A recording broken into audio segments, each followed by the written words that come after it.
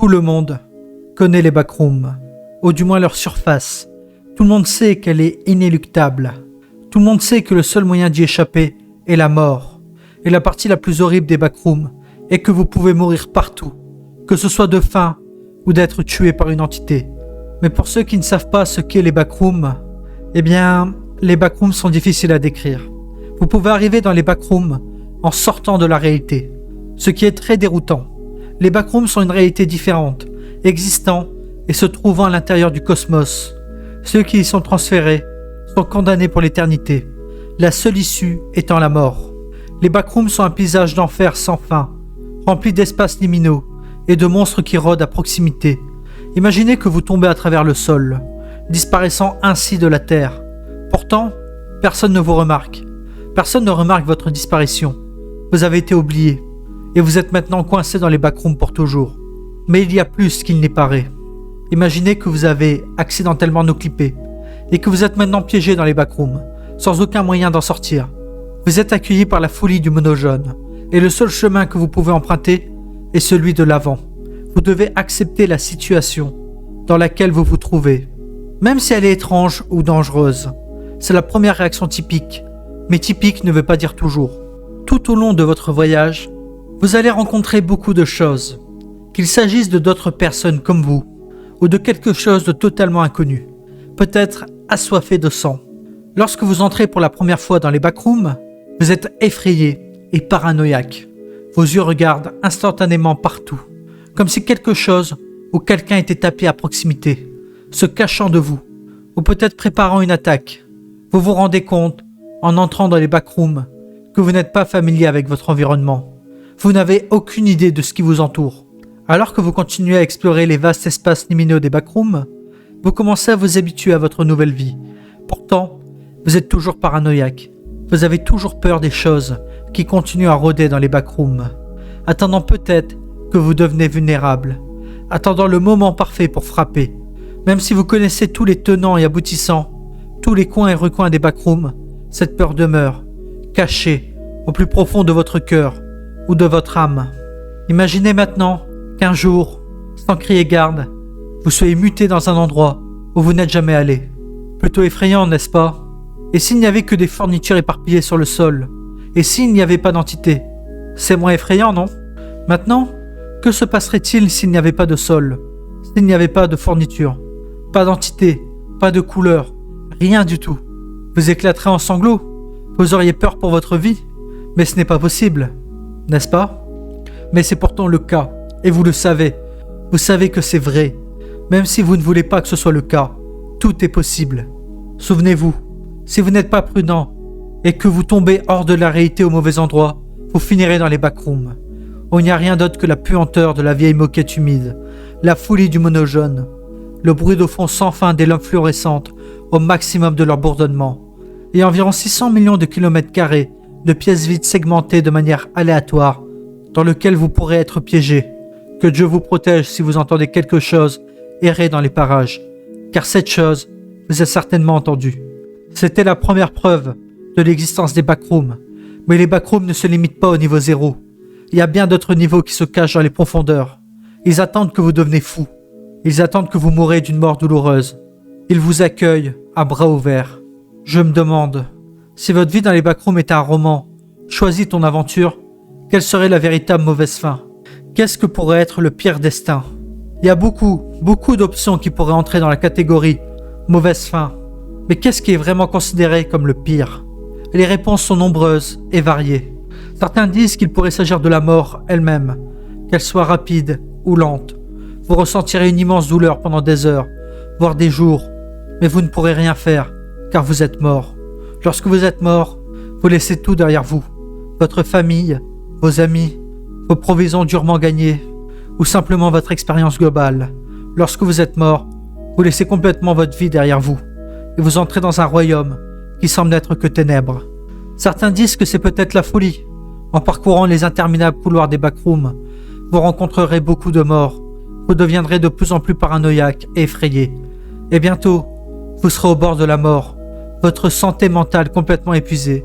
Votre visage commence à se déformer et à se rider. Vous avez perdu toute notion de vous-même. Vous n'êtes plus un être humain, mais un monstre horrible. Les gens que vous avez connus ne vous reconnaîtront plus et n'hésiteront pas à pointer leurs armes ou leurs couteaux sur vous. Que penserez-vous de cela? Certains disent qu'il pourrait s'agir du Void, ou de The Broken, ou quelque chose de similaire. Vous êtes condamné à tomber dans un paysage d'enfer infini. Tout est vide. Il n'y a pas de sol, pas de plafond, pas d'air.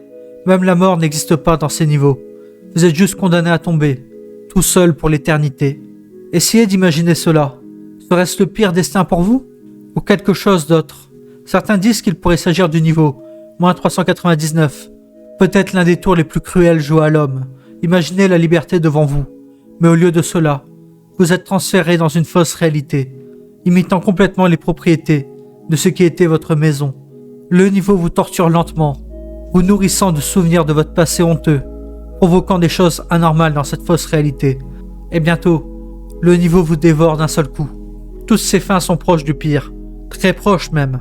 Mais il y a quelque chose de pire, le véritable pire destin, qui se trouve sous un endroit que personne ne pensait pouvoir atteindre. Le pire destin, également connu sous le nom de mauvaise fin ou destin inévitable, est un niveau théorique, considéré comme un simple mythe. Mais pour les personnes qui travaillent dans le projet Nomalverse, c'est une frontière. Le pire destin est très difficile à expliquer. Pensez à la pire chose qui pourrait vous arriver. Le pire destin est quelque chose de bien pire, quelque chose de bien plus sinistre et horrible que la simple mort ou la solitude. Voilà ce qu'est le pire destin. Le pire destin n'est accessible qu'à ceux qui n'ont rien à perdre, ceux qui ont tout perdu, leurs biens, leurs souvenirs, leurs amis, ceux qui ont d'une certaine manière dépassé la folie, ceux qui ont été poussés jusqu'à leurs limites, jusqu'au point de non-retour, ceux qui ont enduré d'innombrables souffrances et tortures, ceux qui ont été au bord de la mort. Seules ces personnes peuvent accéder à ce niveau, où elles devront subir des blessures physiques et mentales extrêmes. Mais à quoi cela ressemble? Les gens ne peuvent que spéculer sur ce que c'est, mais ils savent tous qu'ils ne peuvent pas deviner avec précision. Après tout, il s'agit du pire destin. Le pire destin pourrait être un espace complètement vide. Le néant, rien du tout, aucune forme de vie. Cela ressemble beaucoup au Void, non? Mais que se passerait-il si vous deviez subir d'interminables étapes de torture, sans jamais mourir et sans jamais vous échapper? C'est du moins ce que vous pensez. Vous pensez peut-être que vous ne pouvez pas échapper à ce qui est généralement considéré comme le destin. Vous pensez peut-être que le destin est inévitable.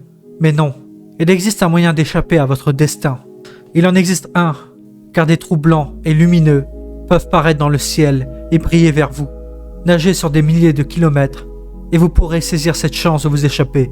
Vous ne vous en sortirez peut-être pas vivant, mais si vous y parvenez, vous serez renvoyé à la réalité, ou peut-être vous serez encore une fois trompé. Si vous vous trouvez dans ce scénario, tenterez-vous votre chance pour échapper au destin, ou resterez-vous immobile, alors que vos souvenirs s'effritent, ne laissant que votre âme intacte, errant aveuglément dans le vide éternel? C'est à vous de décider. Vous vous réveillez et vous ne savez plus où vous êtes. Vous êtes tombé dans un gouffre et vous êtes mort. Certes, pas de manière classique, puisque votre cœur bat et que vous pouvez toujours vous déplacer sans difficulté. Mais comment? Cette question reste dans votre esprit, jusqu'à ce que vous rencontrez quelque chose d'étrangement anormal. C'était vous-même. Il semblait être un clone de vous, et il imitait chacun de vos mouvements. Vous essayez de le tromper, en faisant le poirier, mais il se contente de vous rire au nez. Vous essayez de l'arrêter, mais il continue à se moquer de vous. Vous commencez à réfléchir à votre passé, à la façon dont vous traitiez les gens à l'époque, ce qui vous a permis d'en arriver là.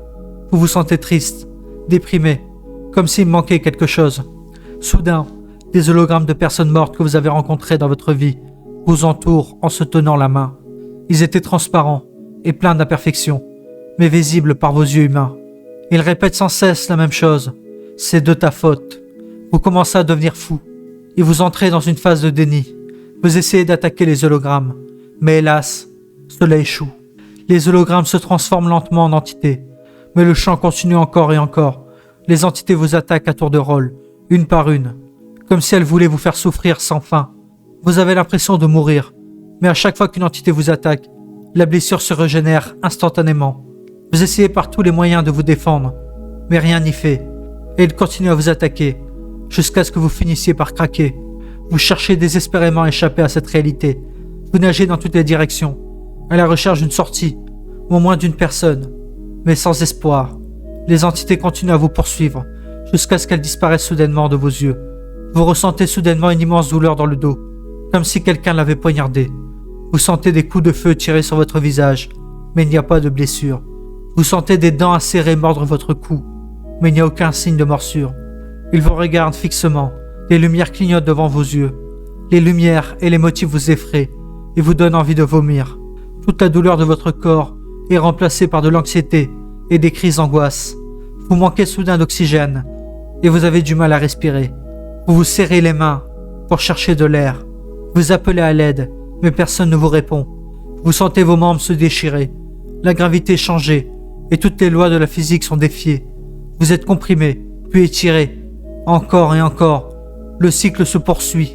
Tout d'un coup, votre corps disparaît, réduit en miettes. Votre sang écarlate vole dans l'abîme.